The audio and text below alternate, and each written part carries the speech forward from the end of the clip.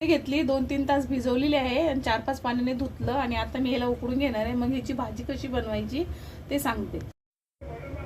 मी आता याच्यामध्ये 1 चमचा मीठ टाकणार आहे। चवळीची भाजी कशी बनवते सांगते। तेल टाकते कढईमध्ये, हे 3 माप तेल टाकलेले आहे। तेल गरम झालं माझं, हे मी 5 पुरण टाकते। हे फ्राय झालं, कांदा टाकते। ते कांदे घेतलेले आहे, हे थोडंसं अद्रक लसूण टाकते। मीठ मी पहिलंच उकडताना टाकलेलं होतं म्हणून मी आता थोडंसं मीठ टाकते कांदा भाजण्यासाठी। हळद पावडर पण टाकते।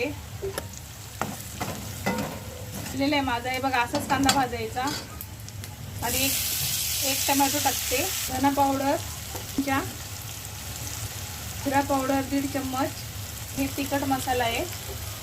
मसाला भाजून घेते। कांदा खोबऱ्याचं वाटण आहे, वाटणची रेसिपी माझ्या चॅनलला जाऊन बघू शकता। तसं पाणी टाकते, भाजी देते, हे असं झाकण टाकून ठेवते। हे मसाला माझा झालेला आहे, ते मी पण बनवू शकता, पण मी बटाटा नाही टाकलेला आहे। 5 मिनिटं शिजू देते, 5 मिनिटाच्या नंतर बघू। हे बघा झालेली आहे माझी भाजी। अशा पद्धतीने तुम्ही चवळीची भाजी करून बघा, खूप मस्त होते।